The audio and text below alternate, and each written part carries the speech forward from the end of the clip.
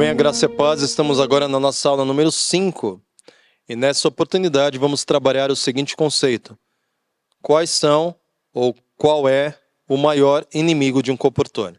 Inevitavelmente, e é praticamente óbvio, por ser uma obra espiritual, o maior inimigo do comportor é o diabo e seus anjos caídos.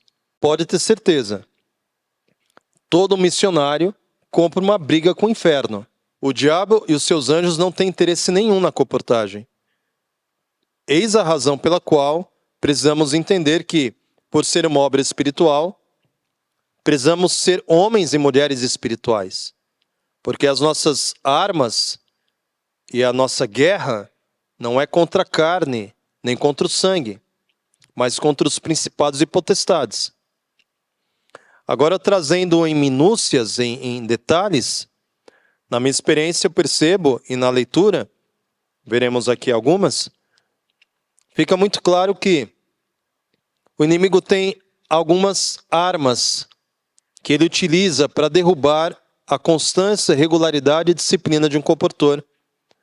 Algumas armas para derrubar a determinação, o foco, a diligência de um comportor. E dentre essas armas eu quero mencionar aqui algumas delas. A primeira, o desânimo. O desânimo faz o forte se tornar fraco.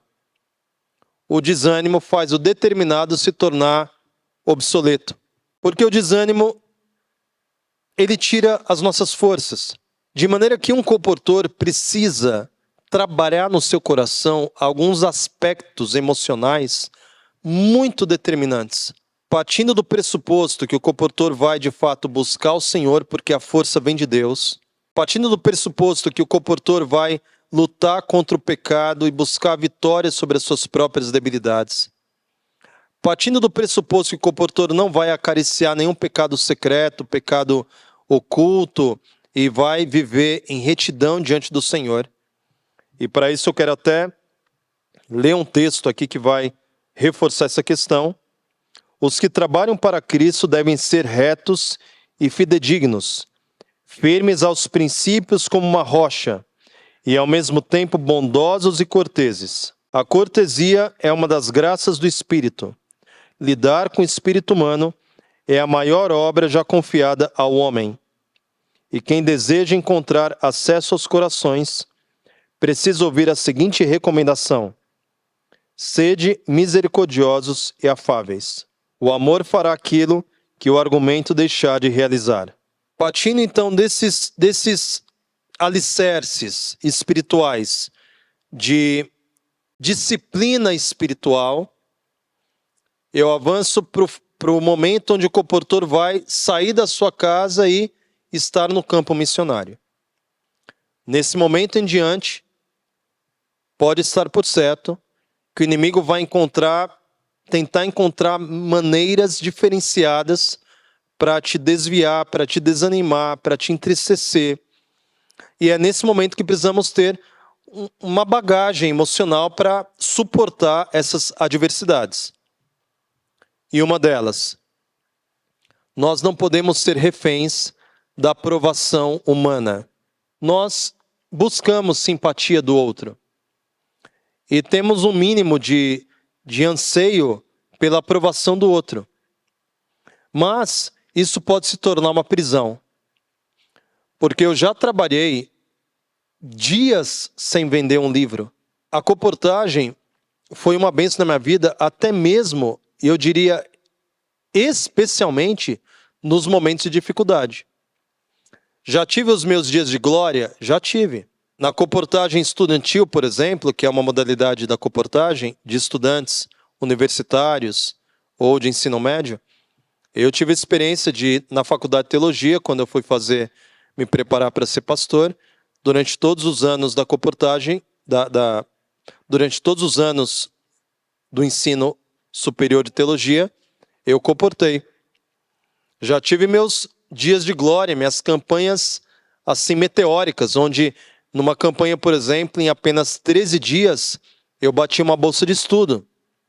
Nessa ocasião, na época, uma bolsa de estudo equivalia a R$10 mil de compra Então, em 13 dias eu vendi 10 mil reais. Foi um feito único na minha trajetória. Tive meus dias de glória, mas eu também tive meus dias de derrota. Tive meus dias de sair de casa todo animado, achando que esse dia eu busquei a Deus, eu estou consagrado, eu vou vender livros, e às vezes saía com mais livros do que eu costumava sair, levando na mochila. Andava todo dia fazendo visitas de modo diligente e não vendia um único livro. E voltava para casa com aquela mochila pesando 1 tonelada nas costas. Lidar com essas adversidades é uma necessidade para o comportor. E esse equilíbrio emocional vem do Senhor, que muitas vezes é obtido através de um louvor. O louvor a Deus, ele, sem sombra de dúvida, é uma das ferramentas mais poderosas para nós blindarmos o nosso coração contra o desânimo espiritual. Já teve muitas vezes eu voltando para casa sem vender um livro, cantando hinos como Não Desistir, entre outros que exaltam ao Senhor como nossa rocha e fortaleza, Castelo Forte, entre outros hinos. E todas essas experiências me demonstraram que o nosso emocional pode nos abalar. Nós somos criaturas complexas. Temos nossa parte mental, racional, emocional, espiritual, física, e tudo isso combinado precisa estar colocado ao serviço do Senhor para nos proteger de dificuldades no campo missionário. O desânimo, ocasionado por dificuldades no trabalho, por dificuldades de aprovação humana, simpatia humana.